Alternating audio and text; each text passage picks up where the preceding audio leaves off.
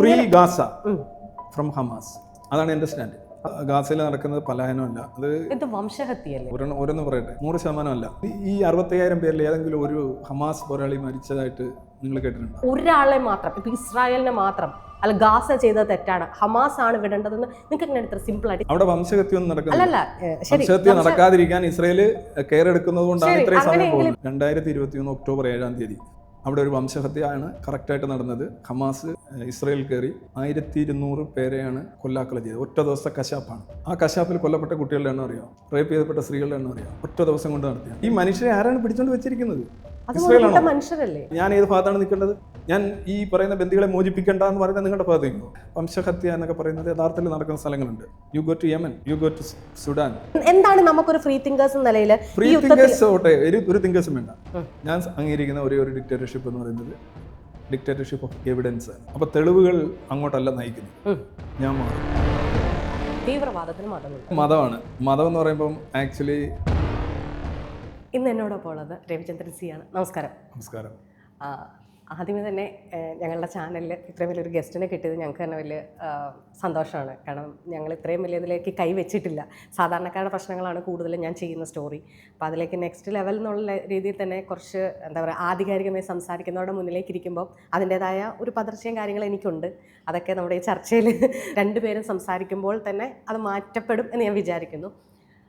ഇപ്പോൾ കൂടുതലായിട്ട് സാറിന് അറിയപ്പെടുന്നത് സ്വതന്ത്ര ചിന്തകൻ, അല്ലെങ്കിൽ സാറ് തന്നെ പറയുന്നത് സ്വതന്ത്ര ചിന്തകൻ എന്നാണ്. പക്ഷെ ഞാൻ ഈ കേട്ടേക്കുന്ന ഏറ്റവും കൂടുതൽ കേട്ടേക്കുന്നത് ബ്ലഡി ഏത്തിസ്റ്റ് എന്നാണ് കേട്ടേക്കുന്നത്. ഈ ഒരു പലപ്പോഴും ഈ ഒരു വാചകം പറയുന്നുണ്ട്. എന്താണ് ശരിക്കും ഈ ബ്ലഡി ഏത്തിസ്റ്റ് എന്ന് പറയുന്നത്? ബ്ലഡി ഏത്തിസ്റ്റ് എന്ന് പറയുമ്പോൾ സാധാരണയിൽ ഒരു മതാധിഷ്ഠിതമായ സമൂഹത്തിലാണ് നമ്മൾ ജീവിക്കുന്നത്. അപ്പോൾ സ്വാഭാവികമായിട്ടും ഈ മതവിരുദ്ധത, മതനിരാസം, മതനിഷേധം എന്നൊക്കെ പറയുന്നത് അത്ര ഓപ്പണായിട്ട് പറയാൻ പലർക്കും സാധിക്കില്ല.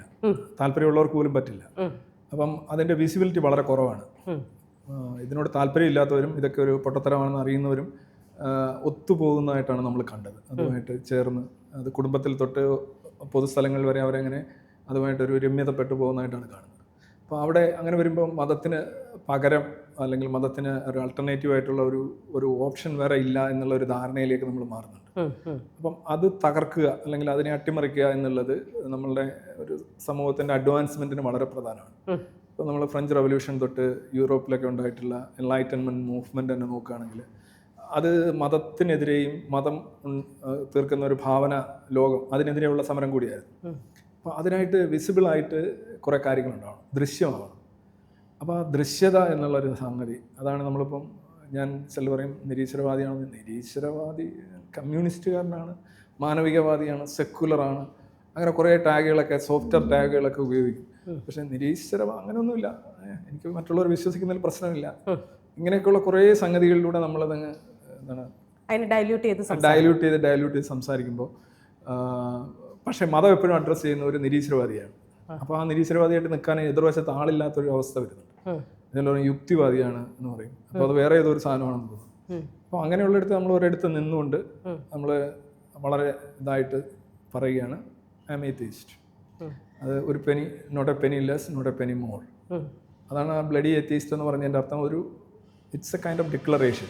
ഓക്കെ, ഞാൻ ഇങ്ങനെയാണ്, ഞാൻ അതിനോട് കൂട്ടി വായിക്കുമ്പോൾ ഞാൻ ഈ നമ്മൾ തമ്മിലുള്ള സംസാരങ്ങളിൽ മൊത്തവും ഞാൻ എന്നൊരു വ്യക്തിയിൽ എങ്ങനെ ഇതൊക്കെ റിഫ്ലക്റ്റ് ചെയ്യുന്നതാണ്. ഞാൻ ഒരു 2011 വരെ ഭയങ്കര ഈശ്വരവിശ്വാസിയായിരുന്നു. അമ്പലങ്ങളിൽ പോവുകയും ഞാൻ ബൈ ബർത്ത് എനിക്ക് ആ മതമാണ്. ഓക്കെ, ബൈ ബർത്ത് എനിക്ക് ആ മതമായതുകൊണ്ട് ഞാനത് ഫോളോ ചെയ്യുന്നു. എൻ്റെ ഫാമിലിയിൽ എല്ലാവരും ഫോളോ ചെയ്യുന്നു, എനിക്ക് ഫോളോ ചെയ്യേണ്ടി വരുന്നു. ഞാനത് ചെയ്യുകയും പിന്നീട് ഒരു 11 ശേഷം ഞാനത് പിന്നീട് പോയിട്ടുമില്ല. പോയിട്ടില്ല എന്നല്ല, പോകാറുണ്ട്. പക്ഷെ എനിക്ക് വിശ്വാസമില്ല. അല്ലെങ്കിൽ അതിനുശേഷമാണ് എനിക്ക് കുറച്ച് 2011 അതിനുശേഷം കുറച്ചുകൂടി എനിക്ക് തെളിച്ചം വന്നിട്ടുണ്ട് എൻ്റെ കാഴ്ചപ്പാടിൽ. തെളിച്ചം വരിക എന്ന് പറയുന്നത് ഞാൻ മതം വിട്ടത് കൊണ്ടല്ല, അല്ലെങ്കിൽ മതം ഞാൻ ഉപേക്ഷിച്ചു എന്ന് ഇപ്പോഴും പറയാൻ പറ്റത്തില്ല. കാരണം എൻ്റെ പേര് ശരണ്യ എന്നാണ്. ശരണ്യ എന്നുള്ള പേര് ഓട്ടോമാറ്റിക്കലി എൻ്റെ മതത്തിനെയും കൂടെ ഇതാവുന്നുണ്ട്. അതായത് ആ പേര് ഓട്ടോമാറ്റിക്കലി ഇന്ന ആളുകൾക്കേ ഉണ്ടാവുള്ളൂ, ഇന്ന മതത്തിൽപ്പെട്ടവർക്കേ ഉണ്ടാവുള്ളൂ എന്നുണ്ട്. ഞാൻ പലപ്പോഴും സംസാരിക്കുമ്പോൾ പോലും എൻ്റെ എതിരെ നിൽക്കുന്ന ഒരാളിങ്ങനെ സംസാരിക്കുമ്പോൾ ഞാൻ പെട്ടെന്ന് പറയും ഞാൻ ഏത്തിസ്റ്റാണ്. പെട്ടെന്ന് ഞാൻ തന്നെ തിരുത്തും. എനിക്ക് താല്പര്യമില്ല, പോവാനും എടുക്കാനും താല്പര്യമില്ല എന്ന് ഞാൻ പറയാറുണ്ട്. അതുകൊണ്ടാണ് ഞാൻ ഈ ബ്ലഡി ഏത്തിസ്റ്റിൻ്റെ അർത്ഥം ചോദിച്ചത്. കാരണം എൻ്റെ കൂടെയുള്ളവർ, എൻ്റെ അമ്മ ആവട്ടെ, എൻ്റെ പേരൻസ്, എൻ്റെ കൂടെയുള്ളവരെ അവരെല്ലാം വിശ്വാസികളാണ്. അവരെ എനിക്കൊരിക്കലും ഇങ്ങോട്ട് കൊണ്ടുവരാൻ പറ്റില്ല. അപ്പം ഞാൻ അവരോട് കാണിക്കുന്നത് ഭരണഘടനാപരമായിട്ട് അവർക്ക് ഏത് മതത്തിൽ വിശ്വസിക്കാൻ പറ്റുമോ അത് ചെയ്യാൻ പറ്റുന്ന ഒരു കാര്യമായിട്ടാണ് ഞാൻ കാണുന്നത്. ഇതിനെ എങ്ങനെയാണ് നോക്കിക്കാണുന്നത്? ഇപ്പം ഞാൻ പറഞ്ഞ മനസ്സിലായോ, ഒരാൾ എയ്ത്തിസ്റ്റ് ആണോ അല്ലെങ്കിൽ അയാൾക്ക് ഈശ്വരവിശ്വാസം ഇല്ല, ഓക്കെ, അയാളത് കൊണ്ടുപോയിക്കോട്ടെ. പക്ഷേ അയാൾ മറ്റൊരാളെ നിർബന്ധിച്ചിട്ട് ഞാൻ എയ്ത്തിസ്റ്റാണ്, അപ്പം നിങ്ങൾ ചെയ്യുന്നതെല്ലാം വളരെ മോശമാണ്, നിങ്ങൾ ഇങ്ങനെയാണ് എന്ന് പറയുന്നതിനോട് എങ്ങനെയാണ് കാണുന്നത്? ഒന്നാമത് അത് ഫണ്ടമെൻ്റലി റോങ് ആണ്. കാരണം ഒരിക്കലും നിങ്ങൾക്ക് ഒരാളെ നിർബന്ധിച്ചോ ഫോഴ്സ് ചെയ്തോ എത്തിയിസ്റ്റ് ആക്കാൻ കഴിയില്ല. നിങ്ങൾക്ക് ഒരാളെ വിശ്വാസിയാക്കാൻ ഒരുപക്ഷെ ആ രീതിയിൽ കഴിയും. 1-2 കഥകളും അനുഭവകഥകളും പല രീതി, ഈവൻ മതം മാറ്റത്തിന് പണം വരെ കൊടുത്ത് മാറ്റുന്നവരുണ്ട്. ഒരു വിശ്വാസത്തിലേക്ക് ഒരാളെ എത്തിക്കുന്നത് പോലെയല്ല. കാരണം it can be an imposition, പുറത്തുനിന്ന് ഒരാൾക്ക് പ്രേരിപ്പിച്ച് ചെയ്യാൻ കഴിയും. പക്ഷേ എയ്ത്തീസം എന്ന് പറഞ്ഞാൽ ആക്ച്വലി അതൊരു കോമ്പോസിഷനാണ്.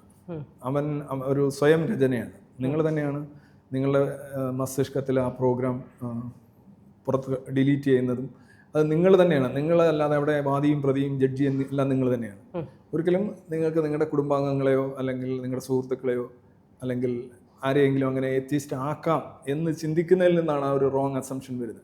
അങ്ങനെ സാധിക്കില്ല.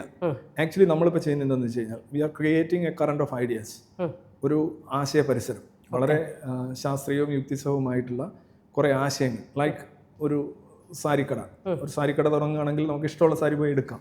തീർച്ചയായും. അപ്പോൾ സാരിക്കട ഇല്ലെന്നുണ്ടെങ്കിൽ നമുക്ക് സാധിക്കില്ല. അപ്പം ഈ പലപ്പോഴും നമുക്ക് കയറി പിടിക്കാൻ കഴിയുന്ന നമ്മളുടെ ചിന്തയെ ആകർഷിക്കുന്ന കുറേ ഒരുപിടി പുതുമയുള്ള സമ്മോഹനമായ ആശയങ്ങൾ നമുക്ക് ചുറ്റുമുണ്ടെങ്കിൽ നമുക്ക് മാറാൻ എളുപ്പമാണ്. അപ്പോൾ നമ്മൾ അങ്ങനെ ഒരു കറണ്ട് ഓഫ് ഐഡിയാസ് സൃഷ്ടിക്കുകയാണ് ചെയ്യുന്നത്. അല്ലാതെ ഒരാളെ എത്തിസ്റ്റ് ആക്കുക എന്നുള്ളത് it is not possible. Number 2, ഇപ്പം നിങ്ങൾ പറഞ്ഞ ഭരണഘടന അനുസരിച്ച് ആർട്ടിക്കിൾ 25 ഓഫ് ദ കോൺസ്റ്റിറ്റ്യൂഷൻ, അത് അനുസരിച്ച് ഏതൊരാൾക്കും ഏതൊരു അന്ധവിശ്വാസവും വെച്ച് പുലർത്താനായിട്ടുള്ള തീർച്ചയായും സബ്ജക്റ്റ് ടു കണ്ടീഷൻസ് അവകാശമുള്ള റൈറ്റ് ഉണ്ട്. അപ്പോൾ സ്വാഭാവികമായിട്ടും മറ്റൊരാളെ അങ്ങനെ ആക്കുക എന്നുള്ളൊരു കാര്യം അവിടെ ഇറ്റ് ഡസൻറ്റ് അറൈസ്. ഓക്കെ, അത് ആ ഒരു ക്വസ്റ്റ്യനിലേക്ക് വരുമ്പോൾ അങ്ങനെയെങ്കിൽ ഇപ്പോൾ നടത്തുന്ന ലിറ്റ്മസ് എന്ന് പറഞ്ഞ പ്രോഗ്രാം എങ്ങനെയാണ് ഇവിടെ പ്രസക്തമാകുന്നത്?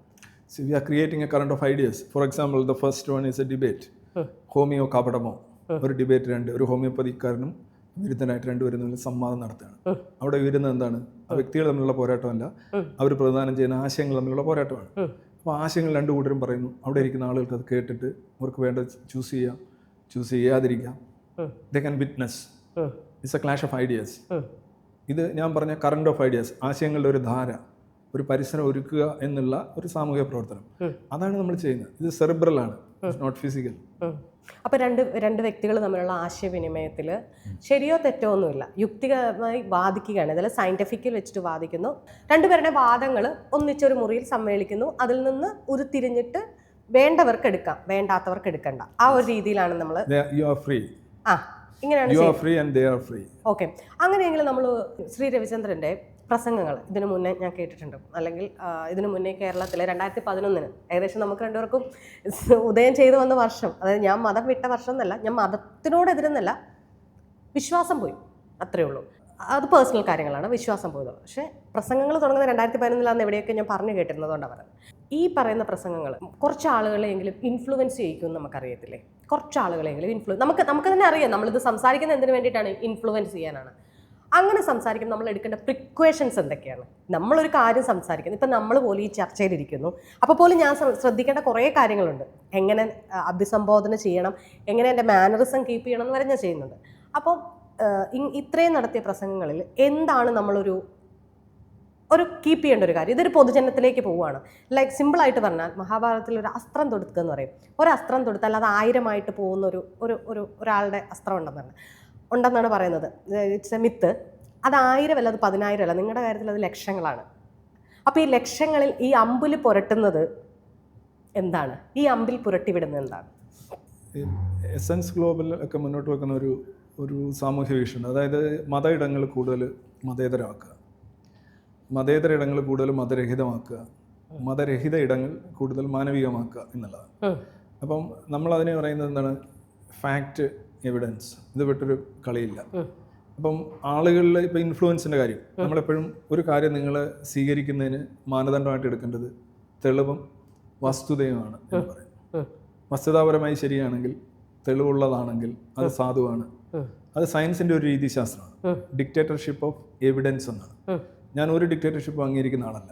അത് ഡിക്റ്റേറ്റർഷിപ്പ് ഓഫ് പ്രോലട്രിയേറ്റ് ആയിക്കോട്ടെ, ഏതെങ്കിലും ഒരു വംശത്തിൻ്റെയോ ഒരു പാർട്ടിയുടെയോ ഒരു രാജ്യത്തിൻ്റെയോ ഒന്നിൻ്റെയും ഡിക്റ്റേറ്റർഷിപ്പ് അംഗീകരിക്കില്ല.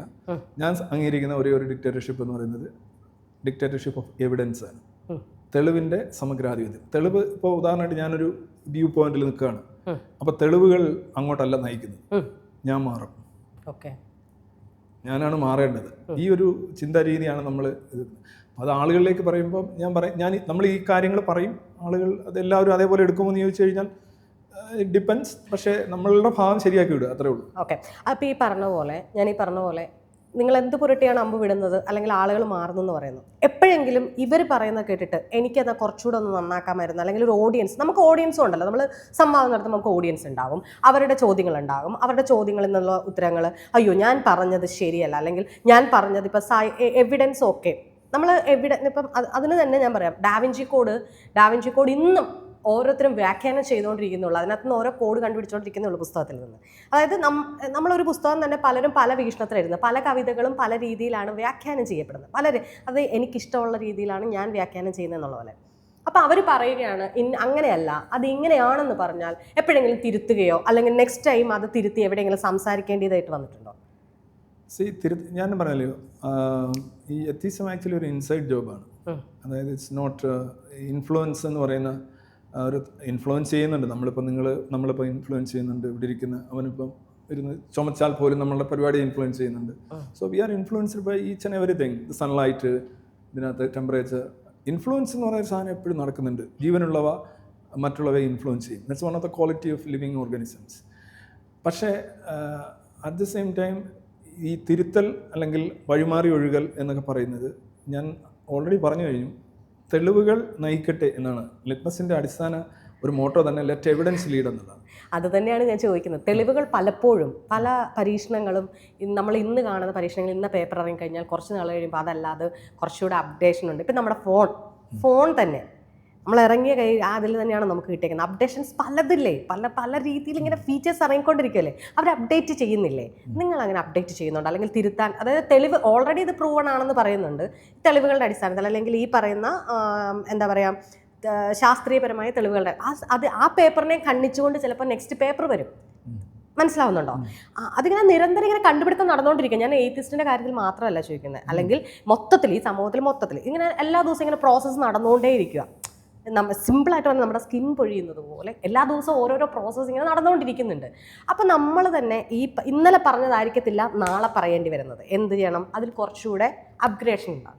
എപ്പോഴെങ്കിലും അങ്ങനെ നടത്തിയിട്ടുണ്ടോ എന്നാണ് ഞാൻ ചോദിക്കുന്നത്. മനസ്സിലായോ? അതായത് ഏതൊരു വസ്തുത ശ്രദ്ധിക്കുക, ഏതെങ്കിലും ഒരു വസ്തുതയോ അല്ലെങ്കിൽ ഒരു സംഭവമോ അല്ലെങ്കിൽ ഒരു ഫാക്റ്റോ, അതുള്ളപ്പം അതിൻ്റേതായ തെളിവുകളാണുള്ളത്. അതല്ലാതായി മാറുമ്പോൾ വ്യത്യസ്തമായ തെളിവുകൾ വരും. നമ്മൾ പിന്തുടരുന്നത് തെളിവുകളെയാണ്. അപ്പം തെളിവുകളെ പിന്തുടരുന്നവർ ഓട്ടോമാറ്റിക്കലി അപ്ഡേഷൻ അതിനകത്തൊരു ഇൻഹറന്റ് പ്രോഗ്രാമാണ്. നമ്മൾ അപ്ഡേറ്റ് ചെയ്യേണ്ട കാര്യമില്ല. മനസ്സിലായില്ലേ? We are following evidence follow ചെയ്യുമ്പോൾ എവിഡൻസ് മാറുകയാണെന്നുണ്ടെങ്കിൽ നമ്മൾ മാറിക്കൊണ്ടേയിരിക്കും. അതാണ് ഞാൻ ചോദിച്ചത്. എപ്പോഴെങ്കിലും നമുക്ക് ഏതായാലും നമ്മൾ കുറച്ച് റഫായിട്ടൊക്കെ ഇരിക്കുന്ന പോലെ ഉണ്ട്, നമുക്ക് കുറച്ച് ഫണ്ണിയായിട്ടൊക്കെ തുടങ്ങാം. വലിയ ഫണ്ണിയൊന്നുമില്ല, ഞാൻ വലിയ ഫണ്ണിയായിട്ടുള്ള ആളുമല്ല. നമുക്കൊരു സിമ്പിൾ ഒരു റാപ്പിഡ് ഫയർ ക്വസ്റ്റ്യൻ ആണേ. 10 ക്വസ്റ്റ്യനുള്ളൂ. വളരെ സിമ്പിളായിട്ടുള്ള 10 ക്വസ്റ്റ്യന്. ഇപ്പം നമ്മൾ സിമ്പിളായിട്ട് വെച്ചാൽ യക്ഷി, സാറിൻ്റെ മുന്നിലേക്ക് ഇപ്പം യക്ഷി, സാത്താൻ, ജിന്ന്, ഒരു 3 പേരും കടന്നു വരിക പെട്ടെന്ന് ഫ്രണ്ടിൽ. അത് ചിലപ്പോൾ സ്വപ്നത്തിലാകാം. എന്താണ് കമ്മ്യൂണിക്കേറ്റ് ചെയ്യാൻ ഏറ്റവും ഈസി ഇവരിൽ ആരായിരിക്കും? യക്ഷിക്ക് ഏജ് ഇപ്പം ചെറുപ്പക്കാരി ഇരിക്കട്ടെ, സാറല്ലേ ചെറുപ്പക്കാരി ഇരിക്കട്ടെ, കോട്ടെ. Automatically I will prefer the yakshi. സാത്താനും എന്താ പറയാ ജിന്നും ആണായതുകൊണ്ടാണ് അല്ലേ?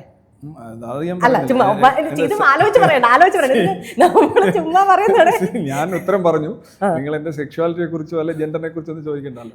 നമ്മളിത് മനസ്സിൽ തോന്നുന്നു. ഞാൻ യക്ഷിയെ പ്രിഫർ ചെയ്യും. തീർച്ചയായും. അങ്ങനെയെങ്കിൽ യക്ഷി വന്നേ. ഇനി മാറ്റമില്ലല്ലോ. യക്ഷി വന്നു. യക്ഷിക്ക് ഇപ്പം നമ്മൾ സ്ഥിരം കാണുന്ന വെള്ളയാ. ഞാനൊരു 4 കളർ പറയും, 4 അല്ല 5 കളർ പറയും. ഇതിലേതെങ്കിലും ഒരു സാരി യക്ഷിയോട് ചൂസ് ചെയ്യാൻ പറയണം. യക്ഷിക്ക് വെള്ള സാരി, അത് ഓൾറെഡി ഉണ്ട്, ആ വെള്ള സാരി തന്നെ നീ നിലനിന്നാൽ മതി. ഇനി വേണമെങ്കിൽ ചുമപ്പ്, ഇനി ഇതിന് ശേഷം വേണമെങ്കിൽ പച്ച, ഇനി വേണമെങ്കിൽ കാവി. 5ാമത്തത് അവളുടെ ഇഷ്ടത്തിനൊരു കളർ ഇടാം. അവളുടെ ഇഷ്ടത്തിനൊരു കളർ ഇതാണ് ചൂസ് ചെയ്യാൻ. നിനക്ക് ഇഷ്ടം സ്വതന്ത്ര ചിന്താഗതി. നീ എന്നെ പറയാം യക്ഷി നിൽക്കാം. ഓക്കെ. അങ്ങനെയാണെങ്കിൽ ഇപ്പം നമ്മൾ അടുത്തൊരു ക്വസ്റ്റ്യൻ ചോദിച്ചാൽ ആരാണ് സി രവിചന്ദ്രൻ എന്ന് ചോദിച്ചാൽ ഒറ്റ വാക്കിൽ ഒരു മനുഷ്യൻ. ഓക്കെ. നെക്സ്റ്റ് ക്വസ്റ്റ്യൻ എന്ന് പറയുന്നത് ആരാണ് യുക്തിവാദി? അറിയില്ല. ഓക്കെ. പിന്നെ അങ്ങനെയാണെങ്കിൽ നമ്മൾ സാറിൻ്റെ ഒരു ഇതിനകത്ത് ഞാൻ കേട്ടതാണ് പരിണാമ സിദ്ധാന്തത്തിൻ്റെ ബേസിലാണ് നമ്മളെല്ലാം നിൽക്കുന്നത്, ഇൻക്ലൂഡഡ് ബാക്ടീരിയ വന്ന് നമ്മൾ ഇന്ന് വരെ നിൽക്കുന്നത്. പരിണാമ സിദ്ധാന്ത പ്രകാരം ഈ ബാക്ടീരിയ ഫോം ചെയ്ത് ഈ ഒരു ലെവലിലെത്തി മനുഷ്യനായി. അങ്ങനെയെങ്കിൽ മനുഷ്യന് പരിണാമം സംഭവിക്കണമല്ലോ, അതെന്തായിരിക്കാം? മനുഷ്യന് പരിണാമത്തെ എതിർക്കുന്ന ഒരു ജീവിയാണ് മനുഷ്യൻ. ഫോർ എക്സാമ്പിൾ, നിങ്ങൾക്കൊരു ജനറ്റിക് ആയിട്ടുള്ള ഒരു അബ്നോർമാലിറ്റി ഉണ്ടായി കഴിഞ്ഞാൽ നിങ്ങൾ ചികിത്സിച്ച് ഭേദമാകും. വേറെ ജീവികളൊന്നും അങ്ങനെ ചെയ്യാറില്ല. പരിണാമത്തിന് സഹായകരമായിട്ടുള്ള മ്യൂട്ടേഷൻസ് എപ്പോഴും റാൻഡം മ്യൂട്ടേഷൻ നമ്മൾ നടക്കുന്നുണ്ട്. പക്ഷെ അതൊക്കെ നമ്മൾ രോഗമാണെന്ന് കരുതി നമ്മളത് പരിഹരിക്കാനാണ് ശ്രമിക്കുന്നത്.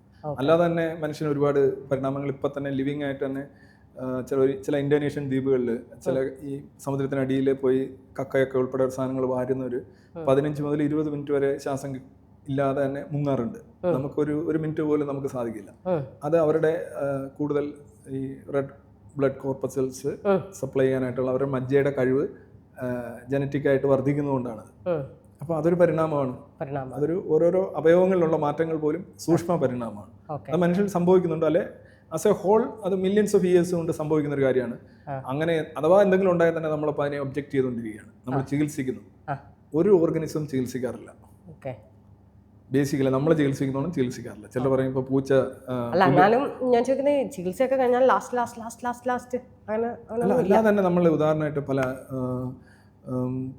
ചില ഇപ്പം റീജിയണലായിട്ട് വേരിയേഷൻ വെച്ചൊക്കെ തന്നെ നമ്മുടെ സ്കിൻ കളർ ഉൾപ്പെടെയുള്ള കാര്യങ്ങൾ. ഉദാഹരണമായിട്ട് എന്തുകൊണ്ടാണ് ബ്ലാക്ക്, ബ്രൗൺ, അതുപോലെ തന്നെ വൈറ്റ്, യെല്ലോ ഇങ്ങനെ പല പല കളർ വരുന്നു? ഇറ്റ്സ് ബിക്കോസ് സോളാർ റേഡിയേഷൻ്റെ അവൈലബിലിറ്റിയാണ്. ഇപ്പോൾ if you are in the equatorial region you will receive more solar radiation. So melanin എന്ന് പറയുന്ന ഒരു മെലാനോസൈറ്റ് സെൽസ് ഉണ്ട്. അത് ബൂട്ടഡ് ആകുമ്പോൾ നമ്മുടെ സ്കിൻ ഡാർക്കറായിട്ട് വരും. Suppose you go to the polar regions, ഈ മെലാനിൻ അളവ് വളരെ കുറവായിരിക്കും. സൺലൈറ്റ് സ്ലാൻഡഡ് ആയിട്ടായിരിക്കും, ചരിഞ്ഞായിരിക്കും വരുന്നത്. അപ്പം ഇത് ഈ എൻവയറൺമെൻറ്റിൽ ഉണ്ടാകുന്ന ആ ഒരു ചേഞ്ച് കാരണം നമ്മളിലുണ്ടാകുന്ന ഇതൊക്കെ മൈക്രോയാണ്. ഇനി ഒരു ഇക്വറ്റോറിയൽ റീജിയൻ ഉള്ള ആൾ ഒരു 10-15 തലമുറ അയാൾ അങ്ങോട്ട് മൈഗ്രേറ്റ് ചെയ്ത് പോളാറിലാണെന്നുണ്ടെങ്കിൽ അയാളുടെ മെലനിൻ കണ്ടന്റ് കുറയും. He will get white. Okay. അങ്ങനെ പരിണാമത്തിൻ്റെ കാര്യം സംഭവിച്ചപ്പോൾ എപ്പോഴാണ് സി രവിചന്ദ്രന് ഒരു പരിണാമം സംഭവിച്ചത്? ബേസിക്കലി ഞാൻ ഫിസിക്കലി പരിണാമമൊന്നും സംഭവിച്ചിട്ടില്ല. മെൻ്റലി നമ്മൾ ആലോചിച്ച് നോക്കുമ്പോൾ ഇൻ്റലക്ച്വലി നമ്മൾ നിരന്തരം മാറിക്കൊണ്ടിരിക്കുകയാണ് നവീനമായിട്ട്. ഇപ്പോൾ നിങ്ങൾ ഏതെങ്കിലും ഒരു വിഷയത്തിൽ നോക്കുകയാണ്, ഇപ്പോൾ വിശ്വാസം ആണ് ഉദ്ദേശിക്കുന്നതെങ്കിൽ മേ ബി ഞാൻ സ്കൂളിൽ പഠിക്കുന്ന ഒരു 8ാം ക്ലാസ് 9ാം ക്ലാസ് ഒക്കെ ആകുമ്പോഴത്തേക്ക് ഞാൻ പ്രാർത്ഥന ഉൾപ്പെടെയുള്ള എല്ലാ സാധനങ്ങളും നടത്തി. പിന്നെ കുറേ നാൾ മതാതീത ആത്മീയത, ഗീത, വിവേകാനന്ദൻ അങ്ങനെയൊക്കെയുള്ള ഒരു തലം ഉണ്ടായിരുന്നു കുറച്ച്. പക്ഷെ ഒരു 20 ഒക്കെ ആകുമ്പോഴത്തേക്ക് ഞാൻ കംപ്ലീറ്റ് പൂർണ്ണ വിമുക്തി നേടി. എല്ലാ വടുക്കളും പോയി. 20 മുന്നേ പോയിട്ടുണ്ടാവും. 20 മുന്നേ പോയി, അണുക്കളൊക്കെ പോയി. അപ്പോൾ കല്യാണം കഴിച്ചത് എങ്ങനെയാണ്? കല്യാണം കഴിച്ചത് 29-ലാണ് ഞാൻ കല്യാണം കഴിക്കുന്നത്. ഞാനൊരു നിരീശ്വരവാദിയായിട്ട് അല്ലെങ്കിൽ ഒരു എത്തിയിസ്റ്റായിട്ട് ആക്ടിവിസ്റ്റായിട്ട് വരുന്ന അറ്റ് ദി ഏജ് ഓഫ് 35 ആണ്. ഞാൻ യൂണിവേഴ്സിറ്റി കോളേജ് പഠിപ്പിക്കുന്ന സമയത്ത് 20 വയസ്സാകുമ്പോൾ വിശ്വാസം പോയെങ്കിലും ഞാൻ 2-3 കാര്യങ്ങളിൽ ഒരു താല്പര്യമില്ലാത്ത ആളായിരുന്നു. ഒന്ന് പാർട്ടി പൊളിറ്റിക്സ്, 2 മതം, ജാതി, ഇതേപോലെയുള്ള പല ഈ സോഷ്യൽ കാറ്റഗറൈസേഷൻ. ഇതിനകത്തൊന്നും എൻ്റെ ഒരു നിലപാടെന്ന് പറഞ്ഞു കഴിഞ്ഞാൽ ഐ ആം നോട്ട് ഇൻട്രസ്റ്റഡ് ആരെങ്കിലും ചെയ്യുന്നവരെ എതിർക്കാൻ. ഇപ്പം ഞാൻ ദൈവം എന്നുള്ള വിഷയം, ഞാൻ PSCയിലായിരുന്നു ആദ്യത്തെ 10 വർഷം. ഞാൻ PSCയിൽ വെച്ച് ഒരിക്കലും ദൈവത്തെക്കുറിച്ച് സംസാരിച്ചിട്ടില്ല. എൻ്റെ കൂട്ടുകാരൊക്കെ കാണുമ്പോൾ എടാ ഇവനെ നമ്മുടെ കൂടെ ആയിരുന്നു, അപ്പോൾ ഇതൊന്നും പറഞ്ഞിട്ടില്ലല്ലോ. അപ്പോൾ അവർക്ക് അത്ഭുതമാണ്. May be at the age of 35 ആ ഒരു പീരീഡൊക്കെ ആകുമ്പോഴാണ് ശരിക്കും ഞാൻ ഈ ഒരു ആക്ടിവിസം അല്ലെന്നുണ്ടെങ്കിൽ പബ്ലിക് എത്തിസ്റ്റ് ലൈഫ്. ഓക്കെ. 20 വയസ്സിൽ ഇത് കളഞ്ഞു, 29ാമത്തെ വയസ്സിൽ കല്യാണം കഴിക്കുന്നു. ഞാൻ ചോദിച്ച കല്യാണം എങ്ങനെയായിരുന്നു എന്ന് മാത്രമേ ചോദിച്ചുള്ളൂ. അതായത് ആചാരപ്രകാരമായിരുന്നു പെൺകുട്ടി ഇപ്പോൾ എങ്ങനെ, അതായത് പാർട്ട്ണർ, പെൺകുട്ടി അല്ല പാർട്ട്ണർ എന്നാണ് എനിക്ക് വിളിക്കാൻ താല്പര്യം. അതുകൊണ്ടാണ് പാർട്ട്ണർ എങ്ങനെയാണ് ഇപ്പോൾ ഈ പറയുന്ന ഫോളോ ചെയ്യുന്നുണ്ടോ, മക്കളുണ്ടോ? അത്രയും ഞാൻ പറഞ്ഞല്ലോ, ഞാൻ ഈ മതപരമായി ഉദാസീനമാണെന്നല്ലാതെ ഇത്തരം കാര്യങ്ങളെ ചോദ്യം ചെയ്യുകയോ അല്ലെങ്കിൽ അങ്ങനെ മറ്റുള്ളവരായിട്ട് ഞാൻ പറയാം PSCയിലുള്ള സമയത്ത് എനിക്ക് അങ്ങനെ ഒരു ബാക്ക്ഗ്രൗണ്ടേ ഇല്ല. But I didn't believe. എൻ്റെ വൈഫ് വിശ്വാസി തന്നെയായിരുന്നു, വൈഫിൻ്റെ വീട്ടുകാരും വിശ്വാസികളായിരുന്നു. സാധാരണ നിലയിലുള്ള കല്യാണം തന്നെയാണ് നടന്നിട്ടുള്ളത്. That was in 1999. ഞാൻ ഈ പുസ്തകം നാസീനായി ദേവ് എഴുതുന്നത് 2008 പുസ്തകം വരുന്നത്. അപ്പോൾ ആ ഒരു കാലഘട്ടത്തിലും ഞാൻ എൻ്റെ വൈഫിനോട് ഞാൻ ഒരിക്കലും സംസാരിച്ചിട്ടില്ല.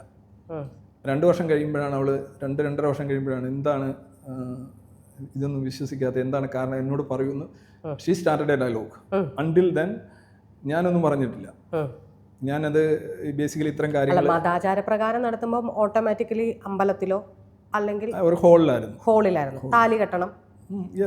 അപ്പൊ അതൊക്കെ ചെയ്യുന്ന ഒരാൾക്ക്, ഞാൻ പറയുന്നത് അതൊക്കെ ചെയ്യുന്ന ഒരാൾക്ക് ആ വ്യക്തിക്ക് പിറ്റേ ദിവസം മുതൽ അമ്പലത്തിൽ പോകണം എന്ന് പറയുന്ന ഭാര്യ കല്യാണം കഴിഞ്ഞ് കഴിഞ്ഞാൽ ഈ ഒരു നമ്മൾ ഓരോ കൾച്ചറിനെ കുറിച്ചാണ് കേട്ടോ. അപ്പോൾ ഒരു മതം ഉണ്ടല്ലോ, ആ മതത്തിൽ ഇപ്പം പിറ്റേ ദിവസം നേരം വെളുത്ത് കഴിഞ്ഞാൽ പോകേണ്ടത് ഭർത്താവിൻ്റെ തൊട്ടടുത്ത അമ്പലം, അങ്ങനെയൊക്കെയുള്ള ഒരു കുറച്ച് ആചാരങ്ങളൊക്കെ ഉണ്ട് നമ്മുടെ ഒരു നാട്ടിൻപുറത്ത് ഇപ്പോഴും ഉണ്ട്. അതാണല്ലോ നമ്മൾ അല്ലെങ്കിൽ എന്താ പറയുക, നിങ്ങളുടെ ഒരു കൂട്ടായ്മ അല്ലെങ്കിൽ ഫ്രീ തിങ്കേഴ്സ് എതിർക്കാൻ ശ്രമിക്കുന്ന അതാണല്ലോ. അപ്പോൾ പിറ്റേ ദിവസം കല്യാണം കഴിഞ്ഞ് കഴിഞ്ഞാൽ അമ്പലത്തിൽ പോകുന്നു, അല്ലെങ്കിൽ പിന്നീട് ഒരു അമ്പലത്തിൽ പോക്ക് ഇല്ലാതൊക്കെ ആയപ്പോഴാണോ ചോദ്യം ചെയ്യാൻ തുടങ്ങിയത്? ഇല്ല, ഞാൻ അമ്പലത്തിൽ പോകുന്നേ, ഞാൻ അത്തരം കാര്യങ്ങൾ ആരോടും ചോദിക്കില്ല. എൻ്റെ ചേട്ടനും വിശ്വാസിയായിരുന്നു. പുള്ളി എപ്പോഴും ഈ കൊട്ടാരക്കര ഗണപതി അമ്പലത്തിൽ പോകുന്നതിനാണ്.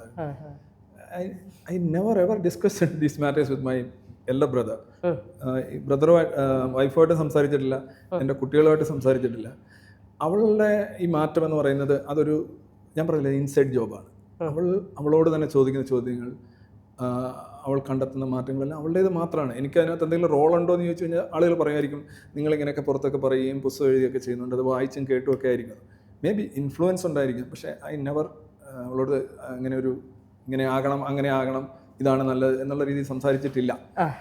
ഈവൻ ആദ്യം പുറത്തു വന്നത് ഈ ദൈവവിശ്വാസം, അമ്പലത്തിൽ പോക്ക്, അതിൽ നിന്നാണ്. പക്ഷെ എന്നാലും കുറേ നാൾ കഴിഞ്ഞിട്ട് അവൾ ഈ ജ്യോതിഷ വിശ്വാസം വളരെ ഡീപ്പ് റൂട്ടഡ് ആയിട്ടുണ്ട്. ജ്യോതിഷ വിശ്വാസത്തിൻ്റെ കാര്യത്തിൽ അവളോട്ട് ബാക്കിയെല്ലാം ഒരു എത്തിയിസ്റ്റിക് വ്യൂ പോയിന്റാണ്. പക്ഷേ ജ്യോതിഷം അത് ശരിയാണ്, എനിക്ക് കുറേ അനുഭവമുണ്ട്, അച്ചട്ടാണ്, അതാണ് ഇതാണെന്നൊക്കെ പറയുക. അപ്പം ഈവൻ അപ്പോൾ എനിക്ക് മനസ്സിലായി അക്കാര്യത്തിലൊരു ഡയലോഗ് പോലും സാധ്യമല്ല.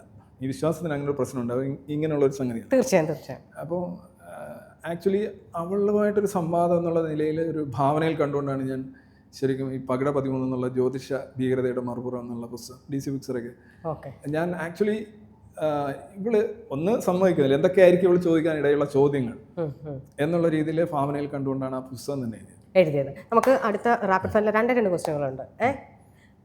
തീവ്രവാദത്തിന് മതമുണ്ടോ? തീവ്രവാദത്തിന് മതമുണ്ടോ എന്ന് ചോദിച്ചു കഴിഞ്ഞാൽ എന്താണ് ഉദ്ദേശിക്കുന്നത്? തീവ്രമായ വാദം, തീവ്രവാദം ഓക്കെ, എങ്ങനെ വേണേലും പറയാം. ഞാൻ ആ ക്വസ്റ്റ്യൻ ഇട്ടത് എന്താണ് 1 സെക്കൻഡിൽ തോന്നുന്നത് അത് പറയുക. തീവ്രവാദത്തിന് മതമുണ്ടോ? അല്ല, തീവ്രവാദത്തിന് മതമുണ്ടോ എന്ന് ചോദിച്ചു കഴിഞ്ഞാൽ തീവ്രവാദം ഒരു മതമായിട്ട് വളർന്നിട്ടുണ്ടോ എന്നാണോ ഉദ്ദേശിച്ചത്? അല്ല, തീവ്രവാദം അതിനൊരു വേടാണ്, അതിന് മതമുണ്ടോ?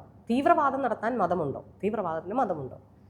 It's a logical question. തീവ്രവാദത്തിന് മതമുണ്ടോ, ഇത് രാഷ്ട്രീയത്തിൽ ചോദിക്കുന്ന തീവ്രവാദത്തിന് മതമുണ്ടോ ആ ചോദ്യമാണോ ഉദ്ദേശിക്കുന്നത്?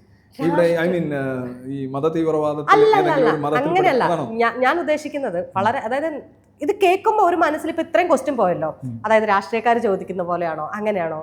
ഞാനതൊന്നും അല്ല വെച്ചാൽ തീവ്രമായി വാദിക്കുന്നത് എന്തും തീവ്രവാദമാണ്. തീവ്രം മനസ്സിലാവുന്നുണ്ടോ? ഞാൻ ഒരെണ്ണത്തിന് വേണ്ടിയിട്ട് തീവ്രമായി വാദിക്കണം, എനിക്കിത് വേണം അല്ലെങ്കിൽ എനിക്കിത് വേണം, അതാണ് തീവ്രവാദം. ഇതിന് മതമുണ്ടോ എന്ന് ചോദിക്കാൻ കാരണം പല ഡയമെൻഷനാണ് തീവ്രവാദം നമ്മളിവിടെ മെൻഷൻ ചെയ്യുന്നത്. അതിന് മതം അതായത് എൻ്റെ ആശയങ്ങൾക്ക് വേണ്ടിയിട്ട് ഞാൻ വാദിക്കുവാണ്.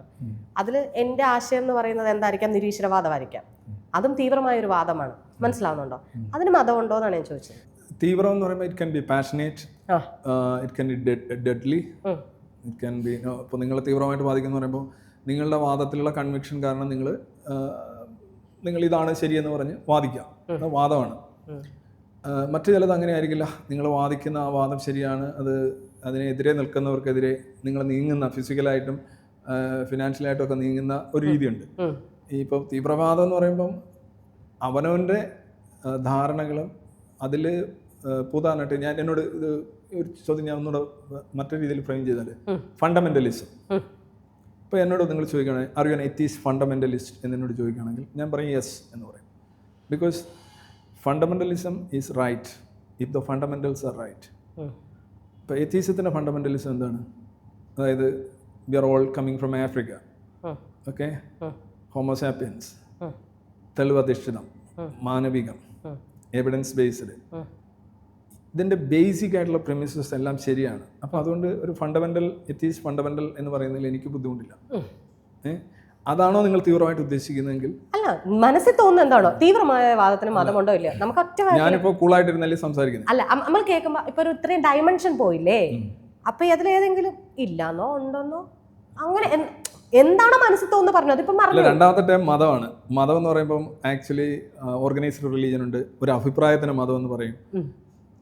റീസെന്റ് ആയിട്ട് സാറ് തന്നെ പറഞ്ഞു കമ്മ്യൂണിസം ഒരു മതമായി വളരുകയാണെന്ന് പറയുന്നത്. കമ്മ്യൂണിസം വളരുകയല്ല, കമ്മ്യൂണിസം ഒരു മതമാണെന്ന് പറയുന്നുണ്ട്. അപ്പൊ സോ അതാണ് ഞാൻ ചോദിക്കുന്നത്, മതമാണ്. അല്ല, കമ്മ്യൂണിസം മതമാണ് എന്തെന്നുള്ളത് മതം എന്നുള്ളതിന്റെ ഡെഫിനിഷൻ വെച്ചാണ് ഞാൻ പറഞ്ഞത്. അതാ പറഞ്ഞത്. ഞാൻ നമ്മൾ തമ്മിൽ സംസാരിക്കുമ്പോൾ ഇതൊരു സിമ്പിൾ ക്വസ്റ്റ്യൻ ആണ്, മനസ്സിലായോ? ഉണ്ടെന്നോ ഇല്ലെന്നോ, അല്ലെങ്കിൽ ഇത് തന്നെ എക്സ്പ്ലനേഷൻ മതി, തീർന്നു, അത് തീർന്നു, മനസ്സിലായോ? നമ്മളൊരു സിമ്പിൾ ക്വസ്റ്റ്യൻ കിട്ടുന്നേ ഉള്ളൂ. ഇനി അടുത്തത്, എപ്പോഴെങ്കിലും ജാതിയുടെ ഒരു പ്രിവിലേജ് ലൈഫിൽ അനുഭവിച്ചിട്ടുണ്ടോ? ജാതിക്ക് ഒരു പ്രിവിലേജോ? ജാതിയുടെ പ്രിവിലേജ് ഇപ്പൊ എത്ര വയസ്സുണ്ടെന്ന് ഞാൻ അനുഭവിച്ചിട്ടുണ്ടോ? തീർച്ചയായും ജാതി പ്രിവിലേജ് താങ്കൾ അനുഭവിച്ചിട്ടുണ്ട്? ഞാൻ അനുഭവിച്ചിട്ടില്ല. ഓക്കെ, അപ്പൊ നമ്മുടെ റാപ്പിഡ് ഫയർ ക്വസ്റ്റ്യൻ ഒക്കെ കഴിഞ്ഞു, ഫ്രീ ആയില്ലേ കുറച്ച് ദിവസം. അപ്പൊ അങ്ങനെയെങ്കിൽ നമ്മൾ സംസാരിച്ചിരുന്നത് 1-2 കാര്യം ചോദിക്കാനുണ്ട്. ഇപ്പൊ ലിറ്റ്മസിൽ തസ്ലീം നസ്രീൻ വരുന്നുണ്ട്. അവരെഴുതിയ പുസ്തകം ഏറ്റവും കൂടുതൽ വായിക്കപ്പെടുകയും വിമർശനങ്ങൾ നേരിടുകയും ചെയ്ത ഒരു സംഭവമാണ്. അത് ആഘോഷിക്കപ്പെടുകയാണോ ചെയ്തത്, അതോ അവിടെ എന്തെങ്കിലും ഒരു പരിവർത്തനം സംഭവിച്ചായിട്ട് തോന്നുന്നുണ്ടോ ആ പുസ്തകം എഴുതിയതിന് ശേഷം? ഇല്ല, അത് തസ്ലീമ നസ്രീൻ്റെ ജീവിതം എന്ന് പറഞ്ഞു കഴിഞ്ഞാൽ ഇപ്പം എസൻസിൻ്റെ ലൈഫ് ടൈം അച്ചീവ്മെൻ്റ് അവാർഡ് അവർക്കാണ് കൊടുത്തിരിക്കുന്നത്. അപ്പോൾ അവർ ഒക്ടോബർ 19 രാജീവ് ഗാന്ധി ഇൻഡസ്ട്രിയത്തിൽ വരുന്നുണ്ട്. നമുക്കറിയാം, ബംഗ്ലാദേശിൽ നിന്ന് അവർ ശരിക്കും നാടുവിടേണ്ടി വന്ന, എന്നിട്ട് പിന്നെ അവർ പല അമേരിക്കയിലും സ്വീഡനിലും എല്ലാം താമസിച്ചു. പിന്നെ ഇന്ത്യയിൽ വന്നു, കൽക്കട്ടയിൽ താമസിച്ചു. കൽക്കട്ടയിൽ തന്നെ അവരെ രക്തത്തിന് വേണ്ടി 4 ലക്ഷം പേർ ചേർന്നൊരു പ്രകടനം ആണ്. രക്തത്തിന് വേണ്ടി വിളിച്ചുകൊണ്ട് നടത്തിയ പ്രകടനം. ഇത് പലയിടത്തും വേണ്ടിയിട്ടുണ്ട്. അവർ കായികമായിട്ട് ആക്രമിക്കപ്പെട്ടിട്ടുണ്ട്. അപ്പോൾ അവിടെ എല്ലാം കാണുന്നത് ഈ മതം ചവച്ചു തുപ്പിയ ഒരു വ്യക്തി എന്നുള്ളതാണ്. ഞാൻ അവരുടെ സാഹിത്യത്തെക്കുറിച്ച്, സാഹിത്യ സംഭാവനകൾക്കല്ല നമ്മൾ ഹ്യൂമനിസം, അതുപോലെ തന്നെ സെക്കുലറിസം, ഇങ്ങനെയൊക്കെയുള്ള ആ ചിന്താധാരക്കാണ് നമ്മൾ അവാർഡ് കൊടുക്കുന്നത്. We don't consider their party politics, we don't consider their even literary contribution. നിങ്ങൾ അവാർഡിന് വേണ്ടിയിട്ടാണ് വിളിക്കുന്നത്. അത് പ്രത്യേകം പറയാനുള്ളൊരു കാരണം, അതായത് ഇവർ നിരന്തരം മുസ്ലിം മതത്തിനെതിരെ പറയുകയും പിന്നീട് വിമർശനങ്ങൾ, അത് നമുക്കറിയാലോ, നമ്മളൊരു സ്ഥലത്ത് നിൽക്കുമ്പോഴാണ് മതങ്ങളെക്കുറിച്ച്, നമ്മളവിടെ നിൽക്കുമ്പോഴാണ് ഈ പ്രദേശത്ത് ഞാൻ നിന്നെങ്കിൽ മാത്രമേ എനിക്ക് ഈ പ്രദേശത്തെക്കുറിച്ച് പറയാൻ സാധിക്കുള്ളല്ലോ. അങ്ങനെയുള്ള നിലയ്ക്കാണോ എഴുത്തുകാരി എന്ന നിലയ്ക്ക്, അല്ലെങ്കിൽ ഇത്രയേറെ ടോർച്ചർ ചെയ്യപ്പെട്ട, അല്ലെങ്കിൽ ഈ പറഞ്ഞ ഇത്രയും പേര് ആക്രമിക്കപ്പെട്ട ഒരു സ്ത്രീനെ ഉയർത്തി കാണിക്കണം എന്ന നിലയ്ക്കാണോ നമ്മൾ? ഒന്ന്, ഫ്രീഡം ഓഫ് എക്സ്പ്രഷൻ. അവരൊരു ലിറ്ററേച്ചർ ലജ്ജ എന്ന് എഴുതി. അത് ഈ ബാബറി മസ്ജിദിൻ്റെ തകർച്ചയ്ക്ക് ശേഷം ബംഗ്ലാദേശിലെ ഹിന്ദുക്കൾക്ക് നേരെയുള്ള അക്രമത്തിൻ്റെ ഒരു സാഹിത്യപരമായിട്ടുള്ള ഒരു വേർഷനാണ് അവർ എഴുതിയത്. അതവിടെ അവർക്ക് കണ്ടും പരിചയപ്പെട്ട ഒരു അനുഭവമാണ്. അനുഭവത്തിൻ്റെ വെളിച്ചത്തിൽ എഴുതിയെന്നാണ് അവർ പറയുന്നത്. ഭാവനാധിഷ്ഠിതമാണോ റിയൽ ആണോ എന്നുള്ളത് സാഹിത്യത്തെ വിഷയമല്ല. അവരങ്ങനെ ഒരു കഥ ചിത്രീകരിച്ചു. അപ്പോൾ അത് അവരൊരു ഫ്രീഡം ഓഫ് എക്സ്പ്രഷനാണ്. അതൊരു ആധുനിക ജനാധിപത്യ സമൂഹത്തിൽ ഒരു വ്യക്തിക്ക് ഉണ്ടാകേണ്ടുന്ന ഒരു കാര്യമാണ്. ഈ ബംഗ്ലാദേശി ഭരണഘടന അന്ന് സെക്കുലറാണ്. അവരത് ഉറപ്പു നൽകുന്നൊരു കാര്യം അത് വയലേറ്റ് ചെയ്തുകൊണ്ട് വ്യക്തിയെ വേട്ടയാടുകയാണ്. ഇൻസ്റ്റിറ്റ്യൂഷൻ വ്യക്തിയെ വേട്ടയാടുകയാണ്. മതം എന്ന് പറയുന്നത് അങ്ങനെ ഒരു ഇൻസ്റ്റിറ്റ്യൂഷനാണ്. അപ്പോൾ അവരവിടുന്ന് പലായനം ചെയ്യേണ്ടി വന്നു. അപ്പം അവരുടെ റൈറ്റ്സ്, ഹ്യൂമൻ റൈറ്റ്സ്. പിന്നെ ഈ മതത്തിനെതിരെയുള്ള പോരാട്ടം എന്ന് പറഞ്ഞാൽ പലപ്പോഴും ജയിലിൽ ചാടാൻ ശ്രമിക്കുന്നവരെ അതിനകത്ത് പിടിച്ചിടാനായിട്ടുള്ള ശ്രമം, പുറത്ത് പോയി കഴിഞ്ഞാൽ 51 പല രീതിയിലാണ് മതങ്ങൾ നേരിടുന്നത്. അപ്പം ഈ എസൻസ് നിലകൊള്ളുന്നത് വ്യക്തിയുടെ സ്വാതന്ത്ര്യത്തിനാണ്. Individual is very important. ഏറ്റവും വലിയ ആസറ്റ് എന്ന് പറയുന്നത് ഫ്രീഡമാണ്. ഫ്രീഡം എന്ന് പറഞ്ഞു കഴിഞ്ഞാൽ നമ്മുടെ അധികാര കേന്ദ്രം നമ്മൾക്കുള്ളിലാവുക എന്നുള്ളതാണ്. നമ്മളെ തീരുമാനങ്ങൾ നമ്മൾ എടുക്കുക എന്നുള്ളതാണ്. അപ്പോൾ ഒരു വ്യക്തി അങ്ങനെ ശ്രമിക്കുമ്പോൾ അതിനോട് ഐക്യപ്പെടുകയും അവരെ പ്രോത്സാഹിപ്പിക്കുകയും ചെയ്യുക എന്നുള്ളതാണ് നമ്മൾ ഈ അവാർഡിൻ്റെ ലക്ഷ്യം. ഓക്കെ, ഇപ്പോൾ ഈ പറഞ്ഞ പോലെ അതിനകത്തൊരു വേർഡ് ഞാൻ ഭയങ്കരമായിട്ട് ശ്രദ്ധിച്ചു, തസ്ലീമ പലായനം ചെയ്യപ്പെടേണ്ടി വന്നു എന്നുള്ളത്. അങ്ങനെയെങ്കിലും നമ്മളിപ്പോൾ കാണുന്ന ഒരു പലായനമുണ്ട്, ഒരു കൂട്ട പലായനം അല്ലെങ്കിൽ തുരത്തലുണ്ട് ഗാസയിലെ ഈ വിഷയത്തിൽ. പലപ്പോഴും പലസ്തീന് അല്ലെങ്കിൽ താങ്കളുടെ അഭിപ്രായം പലയിടത്തും വായിച്ചതിൽ നിന്ന് എനിക്ക് മനസ്സിലായി, എൻ്റെ വായനയാണ് കേട്ടോ, ആ വായന തെറ്റാണെങ്കിൽ തീർച്ചയായും തിരുത്താം, ഇസ്രായേലിനൊപ്പം നിൽക്കുന്ന ഒരു വായന കണ്ടു. അതൊന്ന് എന്നോടൊന്ന് പറഞ്ഞുതരാം. ഈ പലായനത്തെക്കുറിച്ച് പറഞ്ഞപ്പോഴാണ് ഞാൻ, കാരണം ആ ഒരാളുടെ പലായനം നിങ്ങൾക്ക് ഫീൽ ചെയ്യുകയും ഗാസയിൽ ഇത്രയും ആളുകളുടെ ക്രൂരമായ കുരുതികളും കുഞ്ഞുങ്ങളുടെ ഉൾപ്പെടെ അതായത് നെക്സ്റ്റ് ജനറേഷൻ ഇതൊരു വംശഹത്യയാണ്, അതിനെക്കുറിച്ച് എങ്ങനെയാണ്? ഒന്ന്, ഗാസയിൽ നടക്കുന്നത് പലായനമല്ല. പലായനം എന്ന് പറഞ്ഞ ഒരു വ്യക്തി അയാളുടെ സറൗണ്ടിങ്സിൽ നിന്ന് പുറത്തേക്ക് പോവുകയാണ്. ഗാസയിൽ ശരിക്കും നടക്കുന്നത് ഈ ഷട്ടിലിംഗ് ഓഫ് പോപ്പുലേഷൻ. നമ്മളൊരു വാഷിംഗ് മെഷീനിൽ തുണി അങ്ങോട്ടും ഇങ്ങോട്ടും മറിക്കുന്ന പോലെ ഒരു ജനതയെ നോട്ടിഫിക്കേഷൻ കൊടുത്ത് മറ്റു സ്ഥലത്തേക്ക് മാറുന്നു, അവിടെ ആക്രമിക്കുന്നു. അതാണ് അവിടെ നടക്കുന്നത്. അത് വംശഹത്യയല്ലേ? കേൾക്കൂ, ഓരോന്ന് പറയട്ടെ. വംശഹത്യയാണെന്ന് ചോദിച്ചു കഴിഞ്ഞാൽ 100% അല്ല. കാരണം എന്താണ് വംശഹത്യയുടെ ഉദ്ദേശം? വംശഹത്യയെ പാർട്ട്ലി ഓർ ഫുള്ളി ഒരു ജനതയെ പ്ലാൻ ചെയ്ത് ഇല്ലാതാക്കുക എന്നുള്ളതാണ്. ഇപ്പോൾ വംശഹത്യയാണെന്നുണ്ടെങ്കിൽ ഈ അറബ് മുസ്ലിംസാണ് ഗാസയിലുള്ളത്. Actually basically they are Egyptians. ഇസ്രായേലിലുള്ളത് അറബ് മുസ്ലിംസാണ് 20%. അപ്പം അവരുടെ രാജ്യത്ത് തന്നെ ഏതെങ്കിലും ഒരു വംശത്തെയോ അല്ലെങ്കിൽ ഒരു എത്തനിസിറ്റിയോ ഡിലീറ്റ് ചെയ്യാനാണെന്നുണ്ടെങ്കിൽ അവർ ഇത്രയും 2 വർഷം എടുത്ത് നോട്ടിഫിക്കേഷൻ കൊടുത്ത് മെസ്സേജ് കൊടുത്ത് ആളുകളെ അങ്ങോട്ട് മാറ്റി ഇങ്ങോട്ട് മാറ്റി ചെയ്യേണ്ട കാര്യമില്ലല്ലോ. ഈ വംശഹത്യ ചെയ്യാന്ന് പറഞ്ഞാൽ അവരെ വംശീയമായിട്ട് നശിപ്പിക്കുക എന്നല്ലേ എൻ്റെ അർത്ഥം. അങ്ങനെയാണെങ്കിൽ എന്താണ് എൻ്റെ ഈസിയസ്റ്റ് വഴി? അതാണ് ഈസിയസ്റ്റ് വേ, കുട്ടികളെ ഇല്ലാണ്ടാക്കുക. കേൾക്കൂ, കുട്ടികൾ നെക്സ്റ്റ് ജനറേഷൻ ഉണ്ടാക്കണമെങ്കിൽ എന്തുണ്ടാവണം? ഒന്ന് മനസ്സിലാക്കുക. ഗാസയിൽ നടക്കുന്നത്, ഞാൻ ഇസ്രായേലിനൊപ്പോ പാലസ്തീനൊപ്പോ അല്ല, അതെന്റെ വായനയാണെന്ന് പറഞ്ഞു. തിരുത്തപ്പെടേണ്ടതാണ്. ഈ 2021 ഒക്ടോബർ 7-ാം തീയതി അവിടെ ഒരു വംശഹത്യയാണ് കറക്റ്റായിട്ട് നടന്നത്. ഹമാസ് ഇസ്രായേൽ കയറി 1200 പേരെയാണ് കൊല്ലാക്കൊല ചെയ്തത്. ഒറ്റ ദിവസത്തെ കശാപ്പാണ്. ആ കശാപ്പിൽ കൊല്ലപ്പെട്ട കുട്ടികളുടെ എണ്ണം അറിയാം, റേപ്പ് ചെയ്യപ്പെട്ട സ്ത്രീകളുടെ എണ്ണം അറിയാം. ഒറ്റ ദിവസം കൊണ്ട് നടത്തിയാണ്. That was A provocation. ഏറ്റവും ലേറ്റസ്റ്റ് ആയിട്ട് നോക്കുകയാണ്. അതിന് കാരണക്കാരായിട്ട് ഉള്ള ആളുകൾ അവർ വേറൊരു കാര്യം കൂടെ എക്സ്ട്രാ ചെയ്തു. അതിൽ നിന്ന് 250 മനുഷ്യനെ ജഡവും അല്ലാതെയും 253 പേരെ വലിച്ചഴിച്ചുകൊണ്ടും തുപ്പിക്കൊണ്ടും ചവിട്ടിക്കൊണ്ടും വലിച്ചഴിച്ചുകൊണ്ടും കൊണ്ടുപോയി അവർ പാർപ്പിച്ചു. ഇന്നിപ്പോൾ 700 ദിവസമായി. ഞാൻ പറയുന്നത് ഈ ജനതയ്ക്ക് മുഴുവൻ യാതനകളും അനുഭവിക്കേണ്ടി വന്നത് ഈ ഒരു ആക്റ്റാണ്. ഈ ആക്ടിന് കാരണക്കാരായിട്ടുള്ള ആളുകൾ അവരിതിനെ പ്രതിരോധിക്കാൻ വരുന്നില്ല. അവർ ഒളിച്ചു കഴിയുകയാണ്. അവിടെ വരുന്ന ഭക്ഷണ സാധനങ്ങൾ കൊള്ളയടിച്ചുകൊണ്ട് ടണലുകളിൽ ഒളിച്ചു കഴിയുകയാണ്. They don't fight. അവരിപ്പോഴും ഉണ്ടെന്ന് പറയുന്നത് അത്രയും. എങ്ങനെയാണ് അവരുണ്ടാവുന്നത്? ഈ ജനങ്ങളെ ഒരു ഹ്യൂമൻ ഷീൽഡായിട്ട് വെച്ചുകൊണ്ട് അവർ ഒളിച്ചു കഴിയുന്നു. അപ്പം ആക്ച്വലി വംശഹത്യ നടന്നിട്ടുണ്ട് ഇതിനകത്ത്. അത് ഒക്ടോബർ 7-ാം തീയതി നടന്നതാണ് വംശഹത്യ. അത് മാത്രമാണ് കുട്ടികളുടെ കാര്യം. അതെ, ഓക്കേ. കുട്ടികളുടെ കാര്യം കൂടെ പറയും. കുട്ടികളുടെ കാര്യത്തിൽ നമ്പേഴ്സ് എന്ന് പറഞ്ഞാൽ 18,000 ആണ് കുട്ടികളുടെ കാര്യം പറയുന്നത്. ഔട്ട് ഓഫ് 65,000 18,000 ആണ് കുട്ടികൾ എന്ന് പറയുന്നത്. ഈ കുട്ടികൾ എന്ന് പറയുന്നത് ആരാണ്? അപ് ടു 18 or 19 ഇയേഴ്സ് വരെയുള്ള മനുഷ്യരുടെ കാര്യമാണ് ഈ കുട്ടികൾ എന്ന് പറയുന്നത്. ഹമാസിന്റെ റിക്രൂട്ട്മെന്റ് ഏജ് എന്ന് പറഞ്ഞു കഴിഞ്ഞാൽ ബേസിക്കലി 13 തൊട്ട് തുടങ്ങും. ഈ 65,000 പേരിൽ ഏതെങ്കിലും ഒരു ഹമാസ് പോരാളി മരിച്ചതായിട്ട് നിങ്ങൾ കേട്ടിട്ടുണ്ടോ? ഒരു സിംഗിൾ ഏതെങ്കിലും ഒരു ചാനലോ ഒരു പത്രങ്ങളോ ഇവിടെ എഴുതാനുണ്ടോ ഒരു ഹമാസുകാരൻ മരിച്ചു? എല്ലാവരും ഈ പറയുന്ന കണക്കുകൾ അവിടെ സ്ത്രീകളും കുട്ടികളും അല്ല കൂടുതൽ മരിച്ചിട്ടുള്ള പുരുഷന്മാർ തന്നെയാണ്. പിന്നെ കുട്ടികൾ 18,000 പേര് 65,000 മരിച്ചു എന്ന് പറയുന്നതും അതിൽ മഹാഭൂരിപക്ഷവും ഈ പറയുന്ന ഏജ്, മെൻ കമ്പാറ്റ് ഏജ് എന്ന് പറയുന്ന ഏജിലുള്ളവരാണ്. ഇനി കുട്ടികളുടെ മരണത്തിൽ നിങ്ങൾ വംശഹത്യ എന്നൊക്കെ പറയുന്നത് യഥാർത്ഥത്തിൽ നടക്കുന്ന സ്ഥലങ്ങളുണ്ട്. You go to Yemen, you go to Sudan. നമുക്ക് അങ്ങോട്ട് പോകുന്നതിന് മുമ്പ് ഞാനത് ചോദിക്കാൻ വളരെ സിമ്പിളാണ്. അവിടെ വംശഹത്യൊന്നും നടക്കുന്നില്ല. വംശഹത്യ നടക്കാതിരിക്കാൻ ഇസ്രായേൽ കെയർ എടുക്കുന്നത് കൊണ്ടാണ് ഇത്രയും സമയം പോകുന്നത്. ഇപ്പൊ പലസ്തീൻ ഇസ്രായേലിൽ നിലനിൽക്കുന്നത്. ഇപ്പൊ ഇസ്രായേലിൽ നിന്ന് ഈ ജനങ്ങളെ, പലസ്തീൻ ജനങ്ങളെ എന്താ പറയുക, നിങ്ങൾ പറഞ്ഞ പോലെ വാഷിംഗ് മെഷീനിലിട്ട് അവരെ അവിടെ നിന്ന് ഒഴിപ്പിച്ചിട്ട് അവിടെ വൃത്തിയാക്കലാണോ ഉദ്ദേശിക്കുന്നത്? അല്ല, നിങ്ങൾ ആ ബന്ദികളെ വിട്ടുകൊടുത്താൽ മതി. Just release the hostages. അല്ല, നിങ്ങളുടെ സംഘടനയുടെ പേര് തന്നെ ഫ്രീ തിങ്കേഴ്സ് എന്നാണ്. ഫ്രീ തിങ്കേഴ്സിന് എങ്ങനെയാണ് ഒരു സൈഡ് വെച്ചിട്ട് സംസാരിക്കാൻ പറ്റും? ഞാൻ എന്നൊരു വ്യക്തിയെ മാത്രമാണ് എനിക്ക് ഇത് ഇതിനപ്പുറം ഒന്നുമില്ല. ഞാനെന്നൊരു വ്യക്തി നിൽക്കുന്നത് യുദ്ധമേ പറ്റില്ല എന്നുള്ള സ്ഥലത്തേക്കാണ്. അവിടെ പലസ്തീനില്ല, എൻ്റെ അടുത്ത് ഇസ്രായേലില്ല. എന്നെ സംബന്ധിച്ച് ജനതകൾ മാത്രമേ ഉള്ളൂ, മനുഷ്യർ മാത്രമേ ഉള്ളൂ. അവിടെ അങ്ങനെ ഒന്നും നടക്കാനേ പാടില്ല. ഈ പറയുന്ന രണ്ട് കുഞ്ഞുങ്ങൾ ഒരു സ്ഥലത്തും ഒന്നും നടക്കാൻ പാടില്ല. അതായത് ഇത്ര ആർത്തിയോടെ I think I am a free thinker. മനസ്സിലാവുന്നുണ്ടോ? മനുഷ്യനാണ് അൾട്ടിമേറ്റ്. ഒരു ഭൂമിയിൽ ഉണ്ടാവുന്ന ഏതൊരു ജീവിക്കും ജീവിക്കാനുള്ളതെല്ലാം ഈ പ്രകൃതിയിലുണ്ട്. അത് ഒരാൾക്ക് വേണ്ടി മാത്രമായി പിടിച്ചു വെക്കുന്ന ഒരു മനുഷ്യനാണ് അത് ഏറ്റവും കൂടുതൽ കൈയടക്കി വെക്കുന്നത്. അപ്പം നിങ്ങൾക്ക് എങ്ങനെയാണ് ഒരാളെ മാത്രം, ഇപ്പം ഇസ്രായേലിനെ മാത്രം, അല്ല ഗാസ ചെയ്തത് തെറ്റാണ്, ഹമാസ് ആണ് വിടേണ്ടതെന്ന് നിങ്ങൾക്ക് എങ്ങനെയാണ് ഇത്ര സിമ്പിളായിട്ട്? ഞാൻ പറഞ്ഞല്ലോ, നിങ്ങൾ പറയുന്ന ഓരോ വാക്കും 10,000 അല്ലെങ്കിൽ 1,00,000 പേര് കേൾക്കുന്നവരാണ്. അപ്പോൾ ആ ഇസ്രായേലിനെ സപ്പോർട്ട് മനസ്സുകൊണ്ടോ ശരീരം കൊണ്ടോ സപ്പോർട്ട് ചെയ്യുന്ന ഒരാൾക്ക് ശരിയെന്ന് ഫീൽ ചെയ്യുന്നുണ്ട്. എങ്ങനെയാണ് നിങ്ങൾക്കൊരു right track, like straight track പോകാൻ പറ്റാത്തത്? ഒരു കാര്യം തന്നെ വീണ്ടും വീണ്ടും പറഞ്ഞുകൊണ്ടിരിക്കുന്നത്.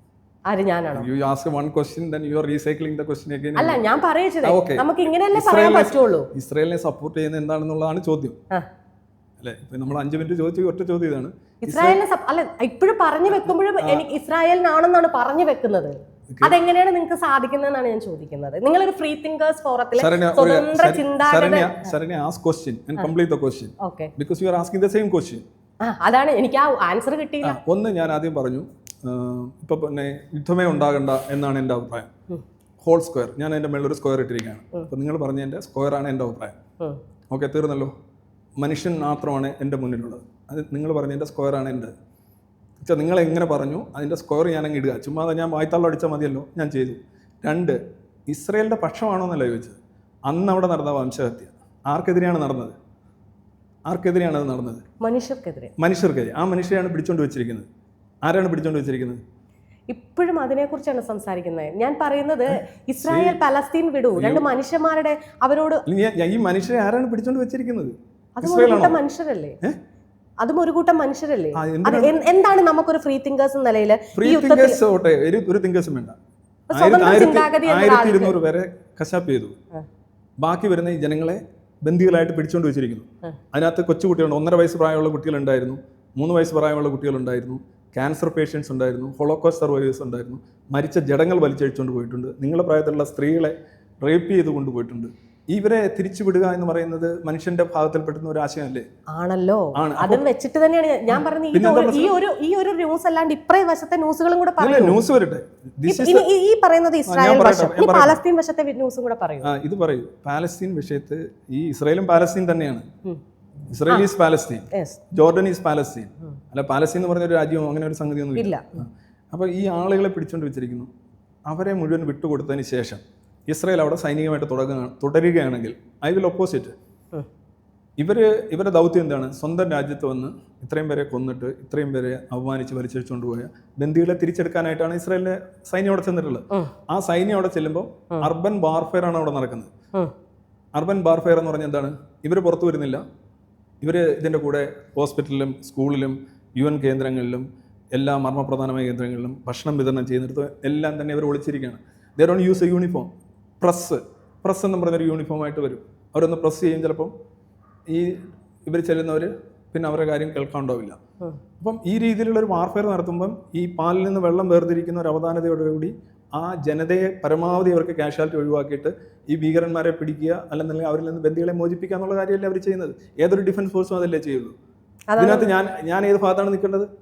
ഞാൻ ഈ പറയുന്ന ബന്ദികളെ മോചിപ്പിക്കേണ്ട എന്ന് പറയുന്നത് നിങ്ങളുടെ ഭാഗത്തേക്കോ? ഞാൻ അങ്ങനെ ഒന്നും പറഞ്ഞിട്ടില്ല. ഞാൻ ചോദിച്ചത് ഭാഗത്താണ്, എങ്ങനെയാണ് അതിനെ ന്യൂട്രൽ ആയിട്ട് കാണാൻ പറ്റുന്നത്? ന്യൂട്രൽ ഇല്ല, ഇതിനകത്ത് ന്യൂട്രൽ ഇല്ല. It's attack was made on Israel. October 7 1200 പേര് ഒരു ദിവസം കൊല്ലപ്പെട്ടു. അവരുടെ ഈ മുഖചിത്രം വെച്ചുകൊണ്ടുള്ള ഫോട്ടോ വെച്ചിട്ടുള്ള നോട്ടീസുകൾ പതിച്ചത് പോലും ഒരു ദിവസം പോലും ഈ തെരുവുകളിൽ എങ്ങ് നിന്നിട്ടില്ല. ലോകത്തിന്റെ പല തെരുവുകളിൽ അവരെന്ത് ചെയ്തു? അവർ ബന്ദികളാണ്, കൊല്ലപ്പെട്ടവരാണ്. അപ്പം ഇവരെ തിരിച്ചു കൊണ്ടുവരിക, അത് ഇവരെ ഇതല്ലേ. അപ്പം ഫ്രീ ഗാസ ഫ്രം ഹമാസ്, അതാണ് എൻ്റെ സ്റ്റാൻഡ്. ഓക്കെ, മതി, ഇത്രയും മതി, നമ്മൾ അത്രേ ചോദിച്ചുള്ളൂ. ഓക്കെ, ഇനി അടുത്തൊരു കാര്യത്തിലേക്ക് നമ്മൾ പറയുകയാണെങ്കിൽ, യൂണിവേഴ്സിറ്റീസ് കോളേജിൽ വർക്ക് ചെയ്ത സമയത്ത് എന്നാണ് പറയുന്നത്. വർക്ക് ചെയ്ത സമയത്ത് താങ്കൾ പറഞ്ഞു, എനിക്ക് പാർട്ടി പൊളിറ്റിക്സ് ഇഷ്ടമല്ല, ജാതി ഇഷ്ടമല്ല, അങ്ങനെയുള്ള കാര്യങ്ങളിലേക്ക് പറഞ്ഞു പോയി. ഇത് നമ്മൾ ആ യൂണിവേഴ്സിറ്റി കോളേജിൽ ഒരു അധ്യാപകൻ എന്ന നിലയിൽ ചെല്ലുമ്പോൾ കാലഘട്ടവും ആ ഒരു സമയമാണ്. എങ്ങനെയായിരിക്കാം അങ്ങനെ ഒരു ഇതെനിക്ക് ഇഷ്ടപ്പെടുന്നില്ല, അല്ലെങ്കിൽ ഇതൊരു തുല്യതയല്ല, അല്ലെങ്കിൽ എങ്ങനെയാണ് അതൊരു ഫീൽ ചെയ്തത്? അത് ഇതിലെന്തോ ഒരു മിസ്റ്റേക്ക് ഉണ്ടെന്ന് നമുക്കൊരു ഫീൽ ചെയ്യൂലേ, അതെങ്ങനെയാണെന്ന് പറയാം. എന്താണ് പാർട്ടി പൊളിറ്റിക്സും പ്ലസ് ജാതി, അതൊന്നും ഇഷ്ടമല്ല, അല്ലെങ്കിൽ അതിലൊന്നും എനിക്ക് വിശ്വാസമില്ല. ജാതി എന്ന് പറയുന്ന ഒരു അന്ധവിശ്വാസമാണ്. ബേസിക്കലി ജനങ്ങൾ വളരെ ചിലർ വാശിയോടെയും ചിലർ അല്ലാതെയും ഒക്കെ ആചരിക്കുന്ന പൊതുവിലുള്ള ഒരു അന്ധവിശ്വാസം മാത്രമാണ്. It has no biological or genetic evidence or background. So നിങ്ങളത് പറഞ്ഞു ഉണ്ടാക്കുന്നു, പറഞ്ഞു നിലനിർത്തുന്നു, പറഞ്ഞു കൈമാറുന്നു. അതാണ്. That is a superstition basically.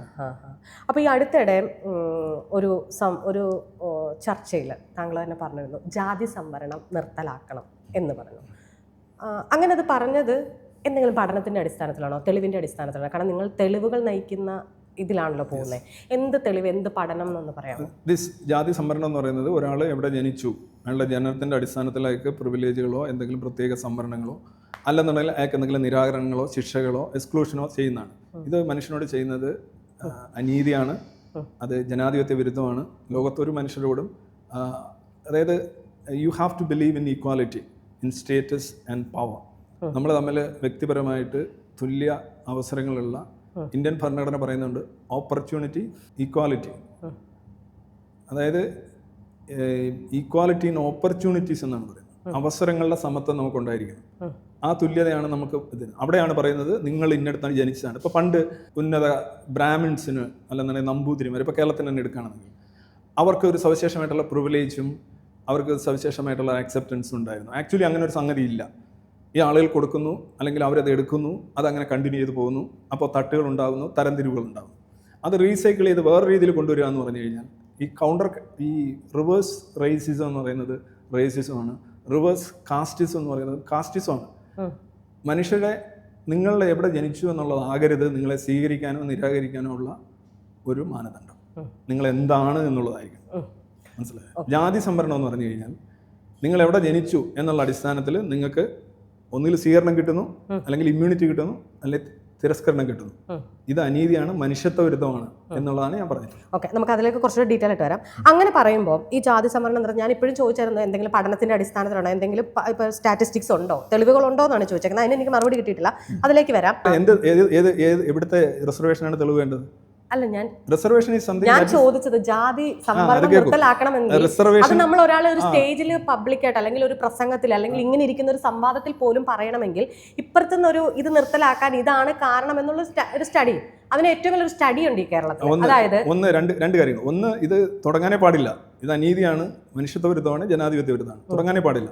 രണ്ട്, ഇത് തുടങ്ങിയത് ഏതെങ്കിലും കണക്ക് പരിശോധിച്ചിട്ടോ ഏതെങ്കിലും പ്രൊപ്പോർഷനറ്റ് എടുത്തിട്ടോ ഒന്നുമല്ല.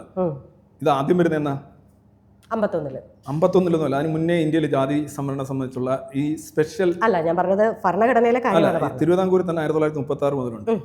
അന്ന് ഈ കണക്കുകൾ എടുത്തിട്ടോ അല്ലെങ്കിൽ ഇത്ര കുറവുണ്ട്, ഇത്ര കൂടുതലുണ്ട്, പ്രാതിനിധ്യമുണ്ട്, അങ്ങനെ നോക്കിയിട്ടല്ല ചെയ്ത്.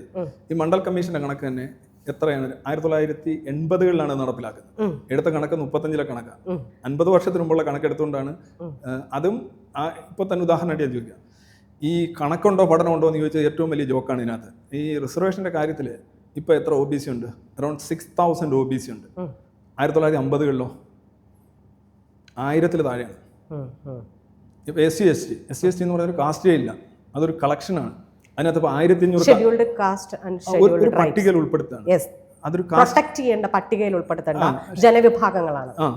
പ്രൊട്ടക്ഷൻ, അതാണ് അതിനകത്ത് പറയുന്നത്. അതൊരു ജാതിയല്ല, ജാതിയല്ല, അത് തന്നെയാണ് പ്രൊട്ടക്ഷൻ ഓഫ് ദ ഗ്രൂപ്പ്. ഇതൊരു ഈ ഇതിൽ വരുന്ന ലിസ്റ്റിലുള്ള ആൾക്കാരെ പ്രൊട്ടക്ട് ചെയ്യുക എന്നുള്ളതാണ്. Scheduled caste, okay.